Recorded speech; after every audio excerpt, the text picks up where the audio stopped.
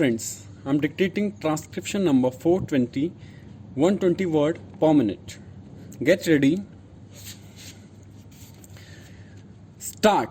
Sir, the President's address has been discussed in this August House for 3 full days. I understand that 37 speeches have already been delivered. The debate has touched upon various aspects of the problems affecting our country. I have followed it with close interest and care. The President's address gives a picture of the country as a whole. It is intended to place before the House the full program for the future, the methods that we propose to adopt, the program for progress that has been chalked out, and the achievements that have so far been recorded. A picture like that has to be viewed from a correct angle. It is necessary that a sense of perspective and proportion should be maintained. If one does not try to take a balanced view of things or looks at the picture from an acute angle, then the judgment must be distorted. One should not allow his vision to be obstructed by individual happenings. The House has taken a favorable view of the address, and it has commended itself to the approval and support of the good sense and wisdom of the House.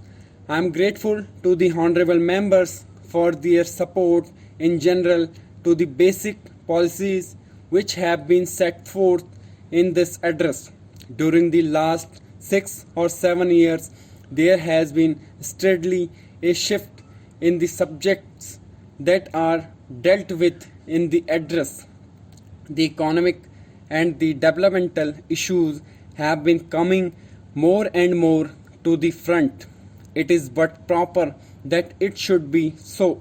An underdeveloped country has to give first place to the problem's solution, of which will result in the satisfaction of hunger and the fulfillment of the needs of those who are suffering from lack of essential commodities needed even for bare sustenance.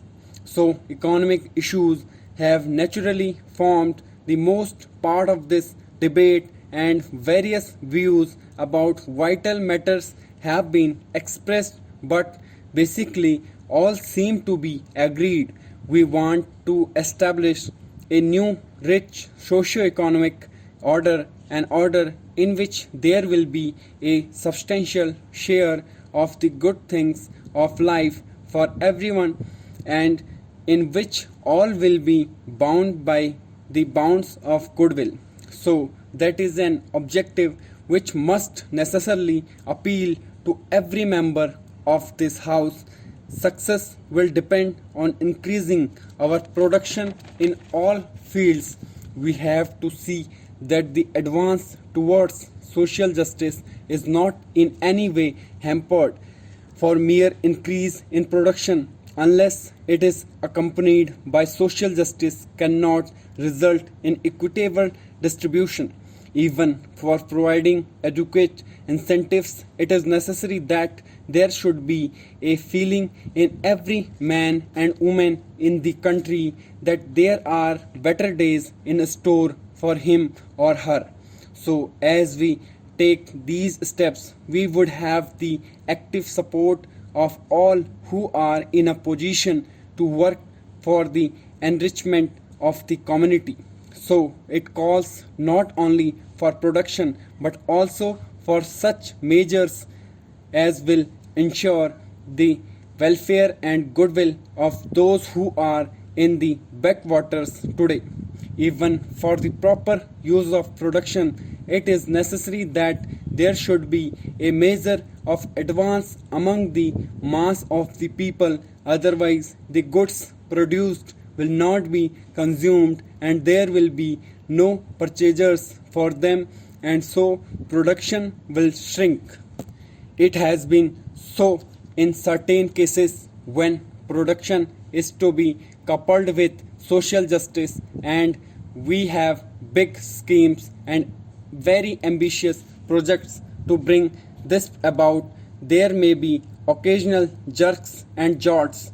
We must not, on that account, get depressed. Institutional changes have to be made and other social steps have to be taken. So we should not get perplexed or confused by such contingencies in our onward march. There may be occasions when we may feel that everything is not smooth and that there are hurdles on the way. There are bound to be such hurdles. We have to go forward with faith, determination, and courage, and unless we make up our mind to follow resolutely the course that we have laid down, we shall not be able to achieve what we all desire. I hope there is no difference of opinion about the goal. Our goal is the achievement of a socialist democratic society. The country's goal, as it is even now laid down, is a socialist cooperative commonwealth. While working for economic advancement, we have to preserve the human values for which we have always stood. We have to see that the fundamentals of democracy are not impaired.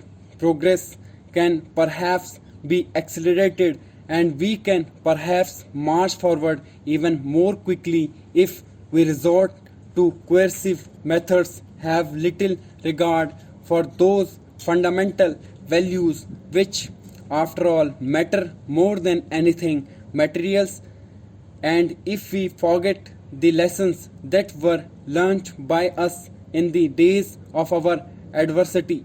So we have to take care that the steps that we take are on regulated and sound lines. Stop.